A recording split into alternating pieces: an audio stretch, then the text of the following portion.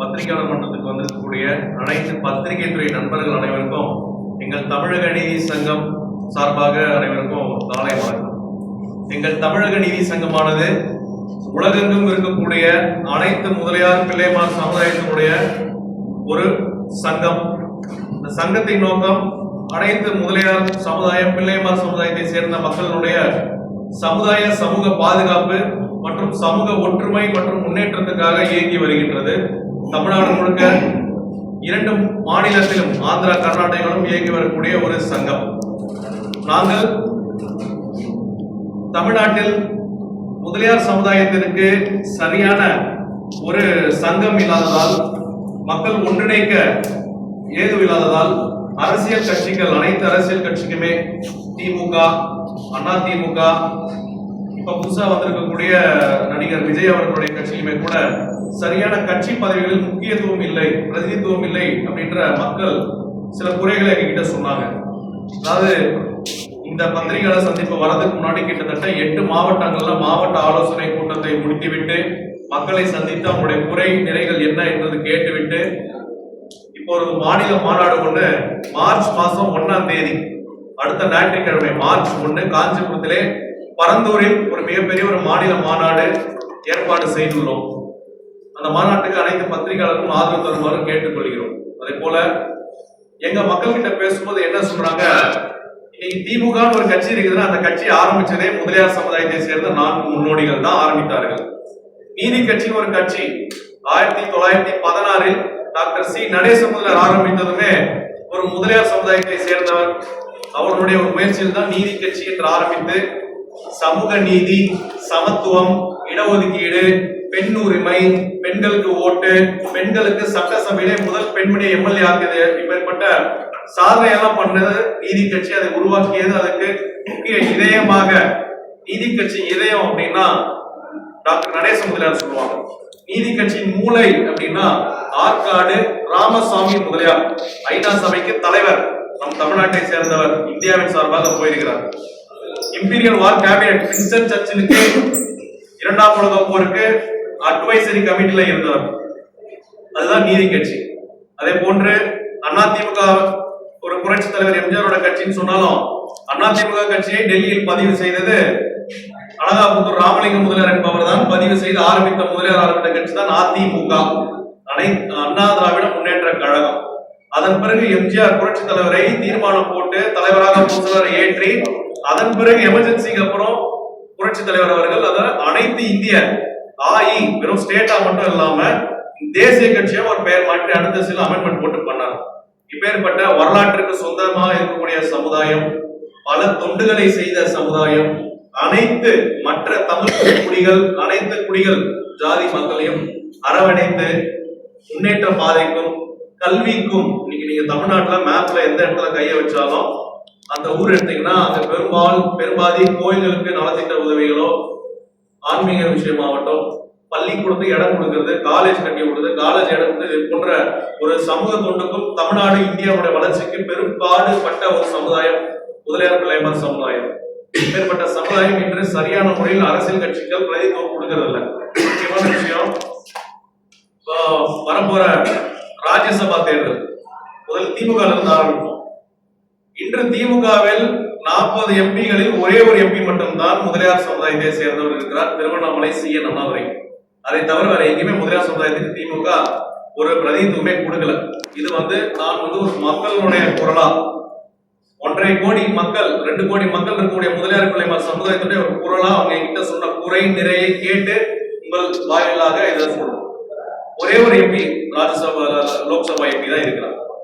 இப்பொழுது வரப்போகிற ராஜ்யசபா தேர்தலில் முதலியார் சமுதாயத்தில் ஒருத்தருக்கு கூட இடமே இல்லை திமுக அப்படின்னு சொல்லி சில விஷயங்கள் கேள்விப்படுகிறோம். இப்போ என்ஆர் இளங்கோவன் இருந்தாங்க, நம்ம கனிமொழி சோமு மேடம் இருந்தாங்க, ஆனா அவங்களுக்கு இப்போ இல்லை அப்படின்ற பேச்சு கேட்கும்போது வருத்தம் அளிக்கிறது. அதே போன்று சட்டமன்ற உறுப்பினர்கள், திமுக கட்சி ஆரம்பிச்சது நாங்கள் முதலியார்களா இருந்தாலும் பேரறிஞர் அண்ணா முதல் 1967 அமைச்சரவை ஆரம்பிக்கும் பொழுது அதுல எங்க 9 அமைச்சர் தான். அப்பெல்லாம் இப்பதான் 33 மினிஸ்டர், அப்பெல்லாம் 9 மினிஸ்டர் தான் 67.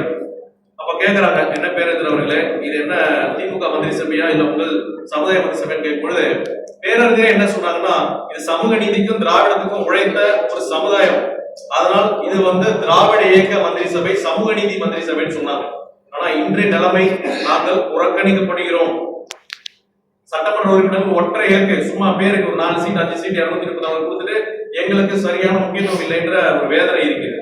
அதே போல அதிமுக கட்சியில இன்னைக்கு முதலியாருக்கு யாரு ஒரு 2 பேர் சொல்லுங்க, ஒரு முக்கியஸ்தர் பேர் கேட்டா யாரும் இல்லை. அனைத்து அதிமுகவில் எம்பி சீட்டும் முதலியார்களுக்கு பிரதிநிதித்துவம் கொடுக்கவில்லை, ராஜ்யசபாவிலும் கொடுக்கவில்லை. தயவு செய்து அதிமுக பொதுச் செயலாளர் அவர்கள் கேட்டுக்கொள்ளுங்கள். நீங்கள் இப்ப பொதுச் செயலாளர் இருக்கக்கூடிய கட்சி அழகாபுத்தூர் ராமலிங்க முதலியார் ஒருத்தர் ரிஜிஸ்டர் பண்ண கட்சி. தயவு செய்து பழைய பைலா 72 பைலாலாம் எடுத்து பாருங்க. ஆனா இன்று நீங்கள் முதலியார்களுக்கு முக்கியத்துவம் கொடுப்பதில்லை. ஒரு முக்கிய பதவிகள், ஒரு பொருளாளரோ இல்ல ஒரு அவைத்தலைவரோ எந்த தலைமை பதவிகளுக்குமே அவங்க முக்கியத்துவம் கொடுக்கறது இல்லை. அதுக்கப்புறம் புதுசா வந்திருக்கக்கூடிய நம்மளுடைய நடிகர் விஜய் அவர்கள் அவருடைய தமிழக வெற்றி கழகத்துல முதலியார் பிள்ளைமார் அதிகமாக இருக்கக்கூடிய சமுதாயமான மாவட்டங்களான முக்கிய மாவட்டங்களில் மாவட்ட செயலாளர், ஒன்றிய செயலாளர் பதவியில் எங்களுக்கு முக்கியத்துவம் இல்லை என்று அந்த கட்சியில் இருக்கக்கூடியவர்கள் வேதனை ஏற்படுகிறார்கள். இதே போன்று அனைத்து கட்சிகளிலுமே எங்களுக்கு ஒரு முக்கியத்துவம் இல்லை, பிரதித்துவம் இல்லை அப்படின்ற ஒரு விஷயம் எங்க மக்கள் ஒரு குறையாக சொல்கிறார்கள். அது மட்டுமல்லாமல் ஆட்சியில் இன்று ஒரு முக்கிய விவாதமா இருக்கிறது என்னன்னா ஆட்சி அதிகாரத்தில் பங்கு. ஆட்சி அதிகாரத்தில் பங்கு என்பது கட்டாயம் இருக்க வேண்டிய ஒரு விஷயம். அதே மாதிரி காங்கிரஸ் பிஜேபி எங்களுக்கு முக்கியத்துவம் இல்லை. நீங்க பாரதிய ஜனதா கட்சிக்கு தலைவர் எல்லா கம்யூனிட்டிக்கும் ரொட்டேஷன்ல கொடுக்குறாங்க. முதலியார் பிள்ளைமார் சமுதாயத்துக்கு பாஜகவில் இதுவரை மாநில தலைவர் இல்லவே இல்லை. இது பாஜக கட்சி மீது நான் வைக்கக்கூடிய ஒரு விமர்சனம், ஒரு குற்றச்சாட்டு. அதே போன்று ஆட்சி அதிகாரத்தில் பங்கு என்றது அவசியம்.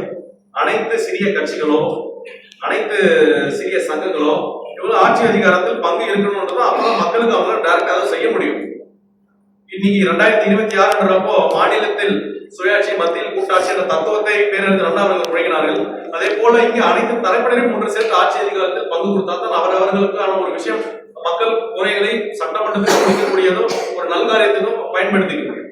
அதே போன்ற எங்க சங்கத்தினுடைய இதுக்கு முன்னாடி நாங்க சில மாவட்ட ஆலோசனை கூட்டம் நடத்துறதுல சில முக்கிய தீர்மானங்களை ஏற்றினோம். அந்த தீர்மானத்தை எந்த அரசியல் கட்சி, திமுகவோ அதிமுகவோ பிஜேபியோ காங்கிரஸோ எந்த கூட்டணி இதை பரிசீலனை செய்து எங்கள் சமுதாயத்துக்கு இந்த குறைகளை பூர்த்தி செய்கிறார்களோ அவர்களுக்கு ஒட்டுமொத்தமாக இருக்கக்கூடிய 2 கோடி முதலியார் பிள்ளைமார் சமுதாயம் அன்கண்டிஷனலா அவர்களுக்கு ஆதரவு கொடுப்பதாக நாங்கள் ஒரு யோசனை இருக்கிறது. இந்த யோசனையை எங்கள் சங்கத்தினுடைய வழிகாட்டுதல் குழு மற்றும் செயற்குழு பொதுக்குழு கூடி அதில் ஒரு தீர்மானம் ஏற்றி இதை நாங்கள் ஒரு அரசியலில் முடிவெடுப்போம். முதலில் எங்களுடைய முக்கிய பிரச்சனை என்ன பார்க்கப்படுதுன்னா, மக்களை கிட்ட சொல்றது வேளாளர் பெயர் பிரச்சனை. அதாவது வேளாளர்ன்ற பெயரை வேற்று இன்னொரு ஒரு சமுதாயத்துக்கு கொடுத்ததும் மக்கள் ஒரு வேதனைப்படுகிறார்கள். இங்க எந்த சமுதாயம் தமிழ்நாட்டில் மேல எந்த ஜாதி மேல கிடையாது, எந்த ஜாதி கீழே கிடையாது, அனைவருமே சமம். இதை நாங்கள் இன்றைக்குமே ஆதரிக்கிறோம். ஏனென்றால் திராவிட கொள்கையாகட்டும் நீதி கட்சி கொள்கையாகட்டும் அதை இயற்றியவர்கள் நாங்கள் அனைத்து மக்களுடையும் நட்போடு அனைவரையும் முன்னேற்றக்கூடிய ஒரு இயக்கமாக சங்கமாகத்தான் நாங்கள் செயல்பட்டுள்ளோம். இந்த வேளாளர் பெயர் பிரச்சனையில் மக்கள் இந்த அரசாணையை திரும்ப பெற வேண்டும் என்ற ஒரு கோரிக்கை வைத்திருக்கிறார்கள். அதே போன்று இந்தியாவிலே முதல்ல ரிசர்வேஷனை சட்ட வடிவமாக்கப்பட்டு சட்டசபையிலே பாஸ் ஒரு பில் இடஒதுக்கீடை கொண்டு வந்தவர் நம்மளுடைய சீர்காழி சேர்ந்த எஸ் முத்தையா முதலியார் நீதி கட்சியினுடைய அமைச்சர், எஜுகேஷன் மினிஸ்டர். 1928 இந்தியாவிலேயே முதல்ல இடஒதுக்கீடு அப்படின்னு ஒரு சட்டம், கவர்மெண்ட் ஆர்டர் 613, அது பேர் கவர்மெண்ட் கம்யூனல் ஆர்டர், இதை போட்டவர் நீதி கட்சியினுடைய அமைச்சர் எஸ் முத்தையா முதலியார். அவருக்கு தமிழ்நாட்டில் இன்னைக்கு ஒரே ஒரு சிலை கூட எங்கேயுமே கிடையாது. இது ரொம்ப வேதனை அளிக்கக்கூடிய ஒரு விஷயம். ஒரு போட்டோ கூட கிடையாது. அவர் குடும்பத்தினர் என்கிட்ட தொடர்புல இருக்கிறாங்க. இவரை பற்றிய வரலாற்று உண்மைகளை, அவர் செய்த சாதனைகளை நான் எங்களுடைய சமூக வலைதளங்களில் நாங்கள் போடும்பொழுது மக்கள் அவங்க உரையாடலில் கூட வந்தாங்க. அவருக்கு ஒரு மணிமண்டபம் கட்டாயம் அமைக்க வேண்டும். திராவிட மாடல் என்று சொல்லப்படக்கூடிய அரசாங்கமானது முத்தையா முதலியாருக்கு ஒரு மணிமண்டபம் வைப்பதனால் எங்கள் மக்கள் அவர்களை கட்டாயம் சந்தோஷப்படக்கூடிய விஷயமாக இருக்கும். அது இடஒதுக்கீடுடைய சீக்கிரமாக பெரியாரே சொல்லியிருக்கிறார். 1928 அப்புறம் பெரியார் சொல்லியிருக்கிறார், இனிமே தமிழ்நாட்டில் ஆண் குழந்தை பிறந்தால் வீட்டில் ஒருத்தருக்காவது முத்தையா என்று பெயர் வைக்க வேண்டும் என்று நம்மளுடைய தந்தை பெரியாரே சொல்லியிருக்கிறார். அதே போல செங்கல்பட்டு அரசு மருத்துவமனை மருத்துவக் கல்லூரி இன்று இந்தியாவிலேயே மிகப்பெரிய ஒரு மருத்துவமனை மருத்துவக் கல்லூரி எது அப்படின்னு பாத்தீங்கன்னா அரசு செங்கல்பட்டு மருத்துவமனை மருத்துவக் கல்லூரி. 470 ஏக்கரா அந்த ஹாஸ்பிட்டலுக்கு இலவசமாக தன் சொத்தை எழுதி கொடுத்தவர் ராவ் பகதூர் வேதாச்சலம் முதலியார். அவரு 28 வருஷம் அன்னபோஸ்டா செங்கல்பட்டினுடைய சேர்மேன். 28 வருஷம். இன்னைக்கு செங்கல்பட்டுல இருக்கக்கூடிய முனிசிபாலிட்டி ஆபீஸ் இவர் லேண்ட், அப்ப கவர்மெண்ட் கிட்ட லேண்ட் கிடையாது, பணம் கிடையாது. இவர் ஒரு ஜமீன்தார், இவர் சொந்த லேண்ட முனிசிபாலிட்டி ஆபீஸ் கட்டுறதுக்கு 7 ஏக்கரா கொடுக்குறாரு. புது பஸ் ஸ்டாண்ட் இவர் தானே சேர்மேன். பஸ் ஸ்டாண்டுக்கு எதுக்கு நம்ம போய் யார்கிட்ட கேட்கணும்? நம்ம லேண்ட இருக்கு ஒரு 7 ஏக்கரா கொடுத்தவர். அது மட்டும் இல்லாமல் மருத்துவக் கல்லூரி மக்கள் எல்லாம் பாம்பு கடியில் விஷ தாக்குதலில் ஆளாகி நிறைய சித்திரவதை பண்றாங்க. எதனாலும் தூக்கிட்டு மெட்ராஸுக்கு ஓடுறதுக்காக செங்கல்பட்டில் 1961 மருத்துவக் கல்லூரியை கொண்டு வந்தவர் வேதாச்சலம் முதலியார். 470 ஏக்கரா. அதே போல இன்னைக்கு இருக்கக்கூடிய புது எஸ்பி ஆபீஸ், புது கலெக்டர் ஆபீஸ், ஒருங்கிணைந்த நீதிமன்றம் செங்கல்பட்டு, தாலுகா ஆபீஸ், இது அனைத்துக்குமே இடத்தை தானமாக கொடுத்தவர் வேதாச்சலம் முதலியார். இன்னைக்கு கவர்மெண்ட் லேண்ட்ல ஒரு பில்டிங் கட்டினா நீங்க வேற ஒருத்தருடைய பெயரை வைக்கிறீங்க இப்ப இருக்கக்கூடிய அரசாங்கம். ஆனால் ஏன் எங்க லேண்ட கொடுத்தது நான் ஒரு கோரிக்கை வைக்கிறோம், அதை ஒரு பரிசீலனையே செய்யவில்லை. இது வேதனை அளிக்கிறது. வேதாச்சலம் முதலியாரால இன்னைக்கு கிட்டத்தட்ட ஒரு வருஷத்துக்கு 1 லட்சம் பேர் உயிர் காப்பாற்றப்படுதுங்க. விழுப்புரம் மாவட்டம், திருவண்ணாமலை மாவட்டம், செங்கல்பட்டு மாவட்டம். அவருக்கு தயவு செய்து ஒரு பெயரை வைப்பது அவசியம் என்று நாங்கள் கருதுகிறோம்.